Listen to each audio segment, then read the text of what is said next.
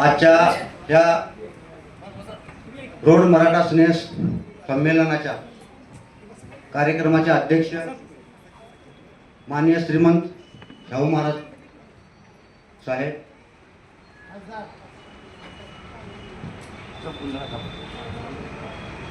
कार्यक्रमाचे ज्यांच्या उपस्थित हा कार्यक्रम होतोय ते आमचे गुरुवर्य, ज्यांना देशात रोड मराठा म्हणून ओळखलं जातं, छत्रपती शिवरायांवर PhD करणारे भारतातले पहिले आणि हरियाणाच्या 10 लाख रोड मराठ्यांचं संशोधन करून त्यांना मराठा म्हणून सिद्ध केलेले माझे गुरु डॉक्टर वसंतराव मोरे. त्याचबरोबर हरियाणाच्या रोड मराठ्यांची मातृसंस्था अखिल भारतीय मराठा जागृती मंच पानिपतच्या कोर कमिटीचे 5 सदस्यापैकी एक नूतन राष्ट्रीय उपाध्यक्ष म्हणून नुकतेच निवड झालेले मराठा राजेश कल्याणचे, त्याचबरोबर त्यांचे दुसरे कोर कमिटी सदस्य मराठा ऋषिपाल कसबरेजी, त्याचनंतर तिसरे 3 ऋषिपाल बागसिंग बाळदेजी, त्याचबरोबर त्यांचे चौथे सहकारी कोर कमिटीचे मेंबर कृष्णा कान्हेजी, त्यांच्याकडे तिकडे कान्यान म्हणतात, आपल्याकडे कान्हे म्हणतात, आणि त्यानंतर हरजित महाले,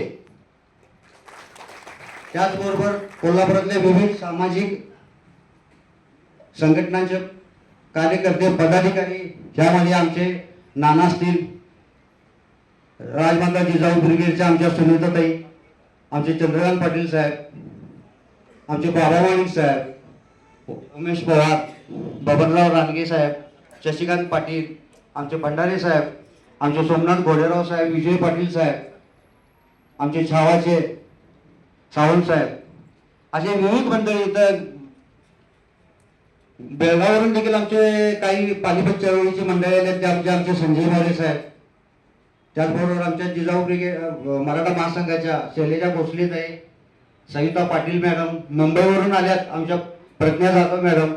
माफ करा, एवढी सगळ्यांची एका वेळेला वेळेअभावी नावं घेऊ शकत नाही, त्याबद्दल मी दिलगिरी व्यक्त करतो. आपणास आता एक सांगू इच्छितो की आता आपली तर कोल्हापूरच्या बऱ्यापैकी लोकांना माहिती आहे की हरियाणाच्या रोड मराठ्याची मातृसंस्था अखिल भारतीय मराठा जागृती मंच याची सुरुवात हरियाणाचे एक रोड समाजाचे संधी अधिकारी मराठा वीरेंद्र वर्मा यांनी सुरू केली 24 वर्षापूर्वी.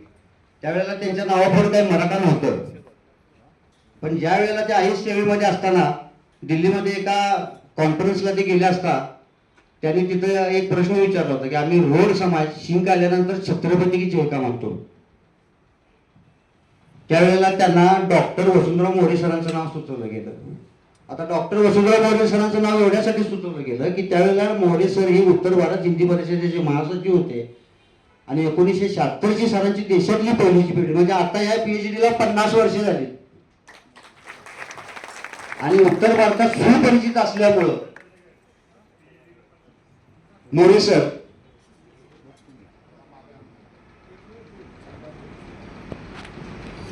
तिथं सुपरिचित असल्यामुळं मोरे सरांचं नाव त्यांना सुचवलं गेलं आणि मग वीरेंद्र वर्मा यांनी मोरे सरांशी संपर्क साधला आणि बोलून घेतलं.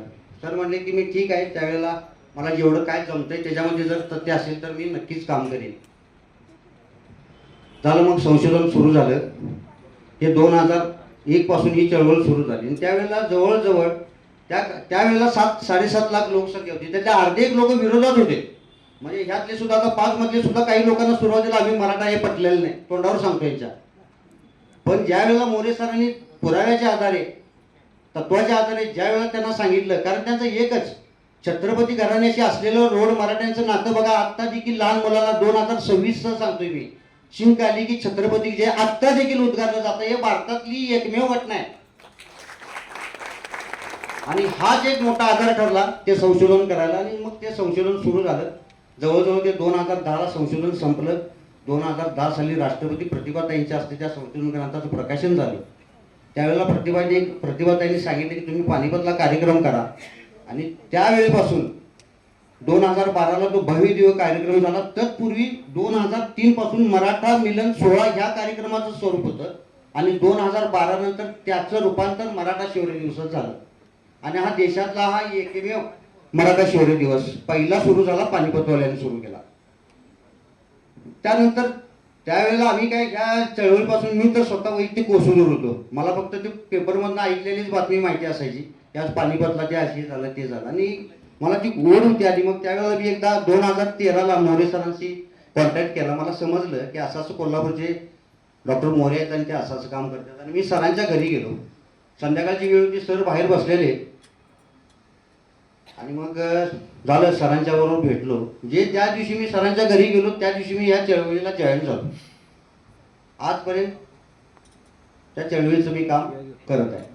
मग त्यावेळेला सरांच्याकडून मी बरेच 2-4 वर्ष फिरलो, माहिती घेतली, आणि माझ्या लक्षात एक गोष्ट आली की त्यामुळे मला एकदमच त्रास व्हायला लागला की हे एवढं मोठं काम आहे, एखाद्या समाजात इतक्या मोठ्या संख्येनं एवढं संशोधनाचं काम झालं आणि ते कुणालाच माहिती नाही. हे ज्या वेळेला माझ्या लक्षात आलं त्यावेळेला मग मी सरांना सांगितलं की सर मी ह्यात काय करू शकतो. आणि त्यावेळेला मला सरांनी फक्त एकच सांगितलं की याचा प्रचार आणि प्रसार करता येईल तेवढा करा. आणि आजपर्यंत मी तेवढंच करतोय. मी उत्तराखंडपासून ते तामिळनाडूपर्यंत जिथं जिथं मराठी मंडळी आहेत, मराठा नव्हे मराठी महाराष्ट्रीयन वंशाची, मी तिथं तिथं जाऊन प्रचार करतोय.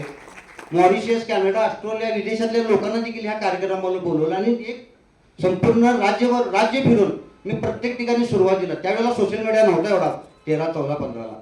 नंतर मग एक व्हॉट्सअप ग्रुप केलेत, फेसबुक ग्रुप केलेत, आणि मग त्याचं एक रूपांतर झालं, होत गेलं. आणि आत्ता पाणी हरियाणाच्या बस्तारा या ठिकाणी मराठा शौर्य दिवस हा एक लोक उत्सव म्हणून साजरा होतोय. 18 राज्यातून लोक त्या कार्यक्रमाला येतात. मित्रांनो, मला एवढंच बंधून सांगायचं आहे की कोणत्याही विचारसरणीचा माणूस असू दे, पण रोड मराठा म्हटलं की प्रत्येक कोल्हापूरकराला असं वाटलं पाहिजे की आमचा त्यात काहीतरी हिस्सा आहे. हे का? हे डॉक्टर मोरे सरांच्या रूपानं. म्हणून डॉक्टर मोरे सरांच्या रूपानं जी अस्मिता कोल्हापूरकरांची आहे ही जागृत व्हावी असं मी नम्रपणे संपूर्ण कोल्हापूरकरांना आवाहन करतो. त्यामध्ये मग तो कुठल्याही विचारसरणीचा असू दे.